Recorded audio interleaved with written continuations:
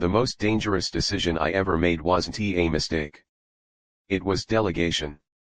I didn't destroy my life by choosing wrong. I destroyed it by letting someone else choose for me again and again until I forgot that my life was ever mine to decide. It started innocently. That's how these things always start. I trusted people who sounded confident, who spoke with certainty, who seemed to know how the world worked. When they told me what was sensible, I listened. When they warned me about risk, I obeyed. When they advised patience, I waited. At first, it felt like wisdom.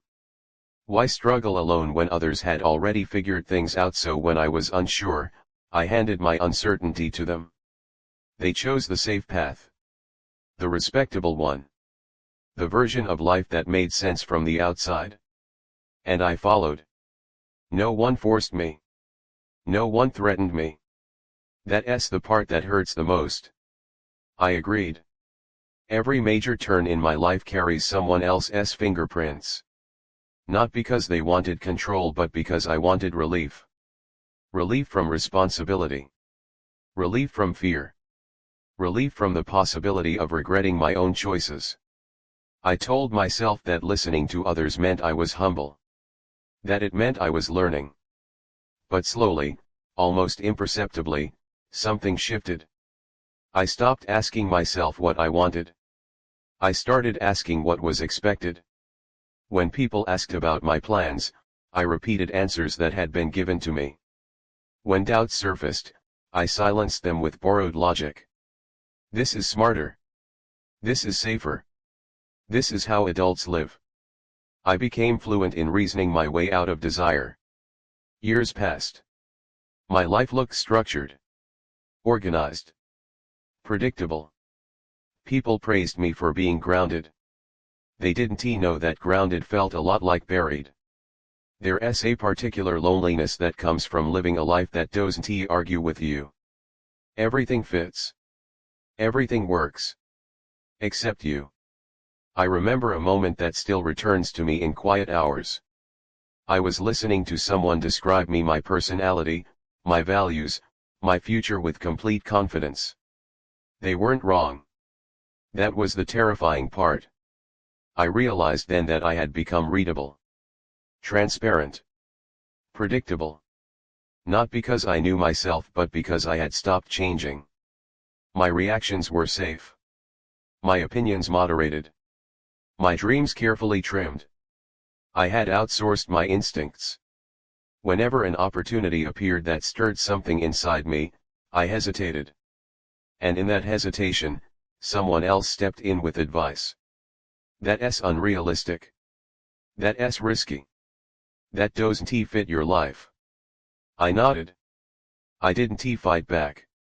I didn't even argue. Because deep down, I was relieved someone else had said no for me. Responsibility is heavy. Letting go of it feels like rest. But rest turns into inertia faster than you realize. One day, I noticed something unsettling. I no longer trusted my own excitement. Whenever I felt drawn to something, my first reaction wasn't curiosity, it was suspicion. Why do I want this? Is this reasonable? What will people think? Desire became something to interrogate, not follow. I started living as a response rather than an initiator. Reacting to circumstances. Adjusting to expectations. My life didn't collapse. It solidified. And that solidity slowly pressed the air out of me. The breakdown didn't come with chaos. It came with clarity. I was sitting alone, reviewing my own life like a completed file. Everything made sense. Everything added up. And yet, the person at the center of it felt unfamiliar. I realized I couldn't name a single moment where I had chosen boldly, not recklessly, just honestly. Every defining choice had been filtered through someone else's approval first. That night, a thought surfaced that I couldn't dismiss anymore. If this life feels empty, whose life is it really? I wasn't angry at the people who had guided me. They did what they thought was best. I was angry at myself. Because somewhere along the way, I had confused guidance with surrender. And surrender, repeated often enough, becomes identity. That was the moment I understood the depth of what I had done. I hadn't lost my life in one wrong turn. I had slowly handed it away decision by decision until all that remained was a version of me shaped by voices louder than my own. And once I saw that clearly, I couldn't unsee it. Once I realized how much of my life had been decided by others, I couldn't return to ignorance. That awareness followed me everywhere. In conversations. In routines. In moments that used to feel automatic. I started hearing the echoes of other people's voices inside my own thoughts. Not as memories, as instructions. When I considered a change, a familiar tone appeared, that's impractical. When I felt restless, another voice followed, be grateful. When I imagined leaving, the loudest one asked, and then what? Those voices weren't malicious. They belonged to people who cared. People who wanted stability for me, safety, predictability. But none of them were living my life. The moral dilemma became unavoidable. If I continued like this, I would preserve peace, theirs and mine. No conflict. No disappointment. No raised eyebrows. If I reclaimed my choices, I would disrupt everything. Plans. Expectations. The image people had built around me. The frightening truth was this: my compliance had become a kind of comfort for others.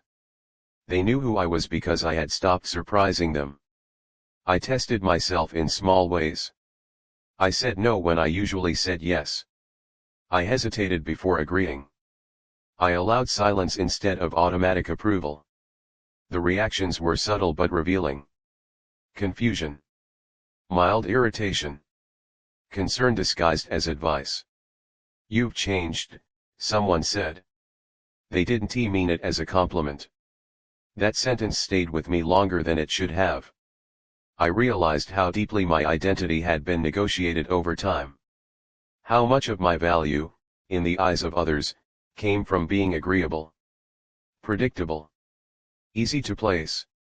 I had mistaken that for belonging. The internal conflict grew heavier. Every step toward autonomy felt like betrayal, not just of others, but of the version of me they trusted. I worried about becoming selfish. About disappointing people who had invested in my life. But another thought began to surface, quieter and more dangerous: what if staying obedient is just another form of fear? I examined my past honestly for the first time. Not the outcomes, the motivations. How many choices had I made because I believed in them? How many because I didn't trust myself to stand alone? The answers hurt. I had avoided responsibility by disguising it as humility. I had avoided risk by calling it realism. And slowly, I had taught myself not to listen inward at all. That realization triggered something close to panic. If I stopped letting others decide, would I even know how to choose? I had spent so long outsourcing my instincts that they felt underdeveloped, unreliable. Like muscles never used. There were nights when I lay awake, overwhelmed by the weight of a future that now demanded my participation. Choice was no longer abstract. It was imminent. And with choice came the possibility of failure, publicly, visibly, undeniably mine. I understood then why surrender had felt so appealing. It allowed me to succeed or fail without full ownership. If things worked out, it was sensible advice. If they didn't, it wasn't my fault. Taking control meant removing that shield. I noticed how often people framed their advice as concern. And how often I had accepted concern as authority. Not because they were wrong, but because it spared me from deciding. The quiet tragedy was this: I had trusted others more than I trusted myself, without ever asking why. One evening, I imagined my life 10 years from now if nothing changed. Not dramatically different, just extended. Same patterns. Same approvals. Same decisions filtered through familiar voices. The image didn't frighten me. It exhausted me. I realized then that even a wrong choice, fully mine, would feel more alive than a perfect one borrowed from someone else. That thought marked a turning point. I wasn't ready to rebel. I wasn't ready to disappear. But I was no longer willing to be managed. For the first time, I allowed myself to consider a radical idea: what if the life I feared choosing was the only one that could ever feel like mine? The moment I took my life back didn't look like rebellion. There was no dramatic announcement. No confrontation. No list of grievances. I simply stopped asking for permission. At first, that felt unnatural, almost irresponsible. Decisions that once passed through multiple voices now had to pass through mine alone. The silence that followed was terrifying. Without external approval, every choice carried weight. There was no one to blame. No advice to hide behind. And for a while, I doubted everything I chose. But doubt, I learned, is not the enemy of autonomy. Avoidance is. People noticed the shift quickly, not because I became louder but because I became less flexible. I declined things without offering alternatives. I pursued ideas without explaining them in advance. I allowed my life to feel unfinished rather than perfectly planned. Some people resisted. They asked if I was sure. They reminded me of risks. They expressed concern. I listened, but I no longer surrendered. That distinction changed everything. I discovered that autonomy doesn't require defiance. It requires ownership. I didn't cut people off. I didn't disappear. I simply stopped letting their certainty replace my intuition. There were losses. Relationships that relied on my compliance weakened. Roles I had filled out of habit dissolved. That hurt more than I expected. But pain, unlike numbness, reminded me that I was present. I began to feel my life responding to me again, unevenly, imperfectly, but honestly. Some decisions led to mistakes. Real ones. Costly ones. And for the first time, I accepted them without resentment. Failure felt different when it was mine. It didn't humiliate me. It taught me. I realized then that the life I had borrowed had protected me from error but also from growth. Choice, even wrong choice, is a form of participation. I stopped asking who I was supposed to become. I started asking who I was willing to be accountable for. That question grounded me more than any advice ever had. Looking back, I don't hate the people who guided me. They acted out of care, not control. But I no longer confuse care with authority. My life is not a committee decision. If you're listening to this and you feel like your life has been carefully arranged by voices louder than your own, I won't tell you to reject them.